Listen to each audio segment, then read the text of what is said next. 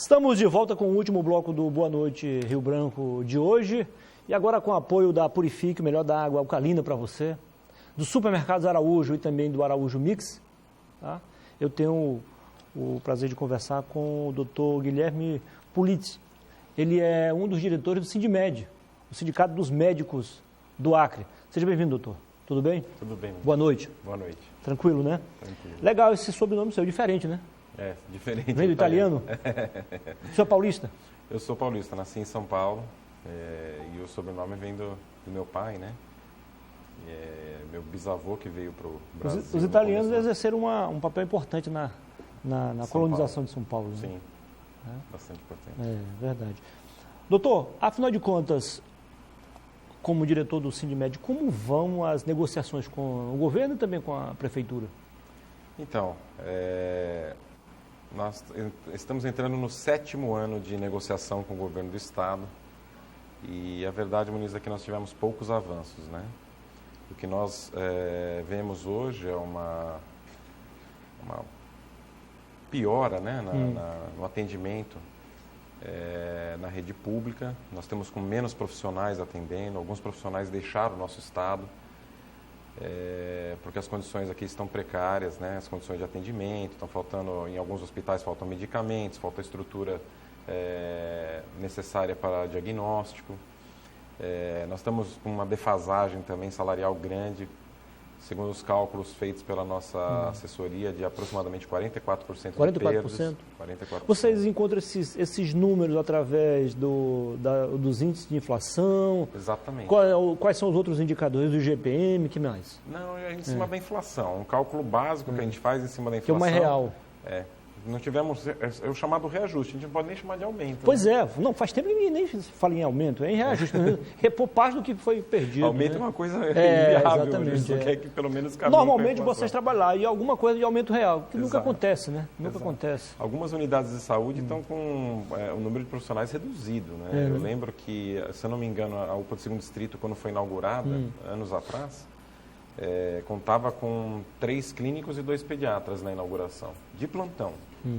E hoje, com muita dificuldade, nós temos um pediatra de plantão e 2 clínicos. Eu imagino como esses profissionais estão fazendo para... Sobrecarregados. Eu imagino. Né? Sobrecarregados.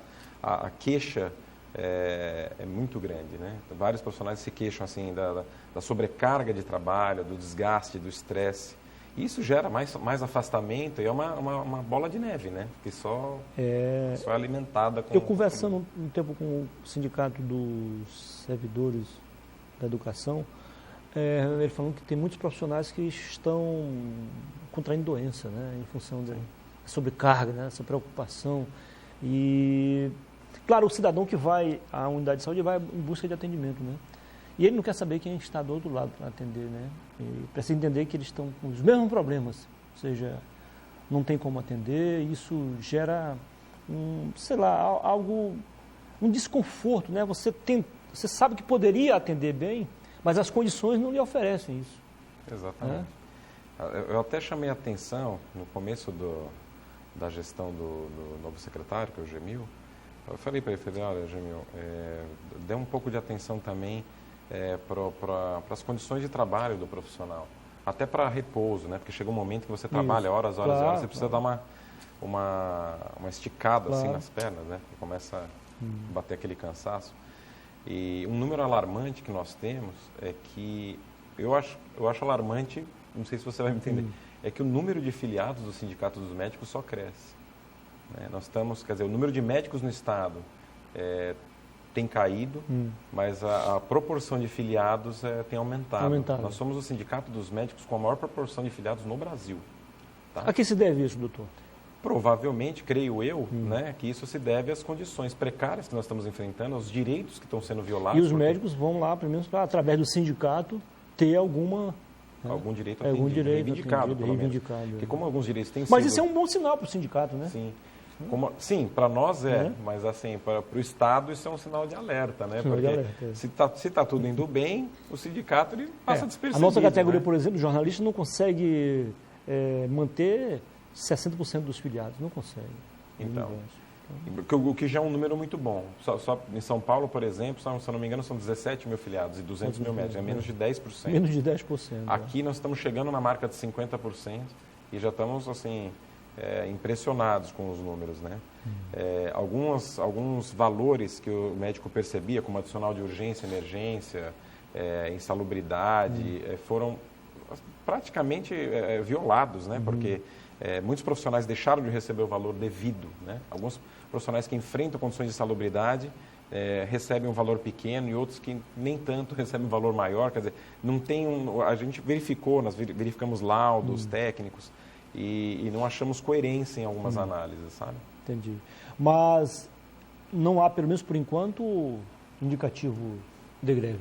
Não, por enquanto não. Nós estamos na mesa de negociação, mas das mais de 20 reivindicações que o sindicato faz desde 2010, 2011, nenhuma foi completamente atendida. Nenhuma, em sua plenitude? Em sua plenitude. Sim, parcialmente? Parcialmente, se uma ou duas, é muito, viu? E o que fazer a partir de agora, doutor? Então, nós estamos... Porque aí a categoria cobra de vocês, Sim. ou vocês sentem-se no dever também de oferecer um serviço de qualidade, né, à população. Uma das vias, na verdade, é a judicialização, né? Nós estamos com um aumento da demanda judicial. Nós tivemos um crescimento exponencial nos últimos anos, principalmente de 2016 para cá. Então, algumas reivindicações, principalmente relativas com o ProSaúde, estão sendo judicializadas. E aí nós aguardamos agora a velocidade da justiça, né? Claro que não dá para passar as nossas reivindicações na frente de outras, talvez tão importantes quanto as nossas, né? Legal. Um bom dia, meu amigo Floriano de Oliveira, o homem apresentador oficial do Bom Dia Rio Branco aqui com a gente, né? Floriano. Ô, doutor, com relação às especialidades, no seu caso, por exemplo, sou a legista, tem poucos aqui. Nós temos neurologistas também, muito reduzido, dermatologistas, enfim. Eu acredito que, nesse caso, ainda é mais complicado, né, a situação. É mais difícil, porque, assim, outra reivindicação nossa é chamar os médicos concursados, que foram aprovados no concurso de 2013 e até agora não foram chamados. Isso também foi judicializado. Nós aguardamos a sentença agora. E isso é um atrativo para o profissional, né? Quer dizer, você ter um emprego fixo, estável, como seria o emprego fornecido pelo concurso público, isso atrairia mais profissionais para cá que fixariam raízes, né? Criariam raízes aqui no estado do Acre e prestariam o serviço que nós desejamos para a população. Mas com essa defasagem de profissionais e com os poucos atrativos, com o salário defasado, com as condições de trabalho inadequadas, eu acho difícil a gente conseguir trazer profissionais especialistas para cá, né? Está difícil. No interior, eu imagino que a situação ainda é mais complicada. Situação muito difícil. Nós visitamos também todas as cidades do interior. E o que mais nos impressionou foram as condições de trabalho, por exemplo, em Brasileia, né? Eu tive uma experiência até pessoal, Muniz. No mês de setembro, não sei se foi setembro ou outubro, meus pais vieram me visitar aqui, nós fomos passear, eu tive a ideia de levá-los até La Paz no fim de semana.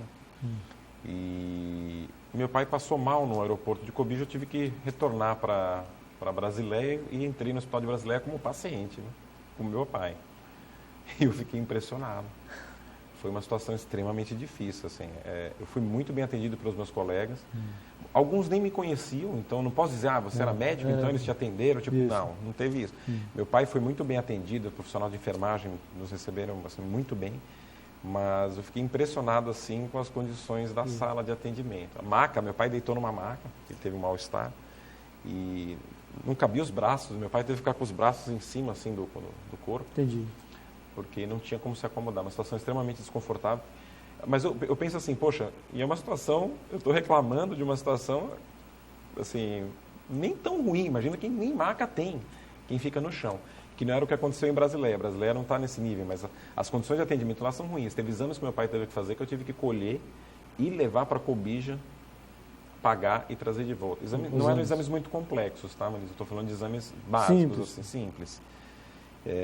Então, fomos para Cruzeiro do Sul, visitamos a maternidade, o hospital do Juruá.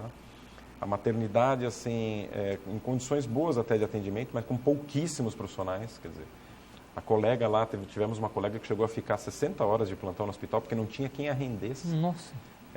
São 3 profissionais. 60 horas. 3 profissionais na escala da maternidade. Uma vez por semana vai um profissional de Rio Branco para dar uma força lá. Mas o que aconteceu em janeiro? Um colega tirou férias, é um direito do profissional tirar férias. Em algum mês ele vai ter que tirar férias, né? A outra profissional, outra colega, está grávida e teve uma intercorrência, teve que se afastar por alguns dias. Só sobrou uma profissional, só sobrou uma colega. Então ela ficou 60 horas. Agora, você imagina, Muniz, ela não pode deixar o hospital, né? Está cuidando de uma UTI neonatal, com crianças em estado grave, né? Com prematuros. Imagina como ela se encontrava nas últimas horas de plantão. Imagino. Assim, numa condição precária. Difícil até de cobrar dela algum acerto ali, né? Porque eu sei que ela não faz nada de errado, pelo contrário, né? Deu o máximo de si com excelência. Mas se fizesse, eu estaria até justificado. Né? Eu vi um tempo desse uma reportagem no Jornal do SBT, acho que era em São Paulo, um médico se recusou a atender, mas não é porque ele não estava a fim de atender, ele não tinha condições de atender. Não tinha as condições, a unidade de saúde não oferecia as condições de atendimento. Pois é. Aí ele se recusou a atender, até porque o nome dele está em jogo também. Vai que dá algum problema aí. O que nós orientamos nessa situação é atender, porque a gente não pode deixar de prestar atendimento, mas documentar tudo, né? Olha, não tem isso, não tem aquilo, papapá. Porque se tivermos algum problema, um desfecho desfavorável, vamos dizer, com o paciente, isso estaria plenamente justificado. Agora, o médico tem que denunciar também, isso está previsto no Código de Ética Médica.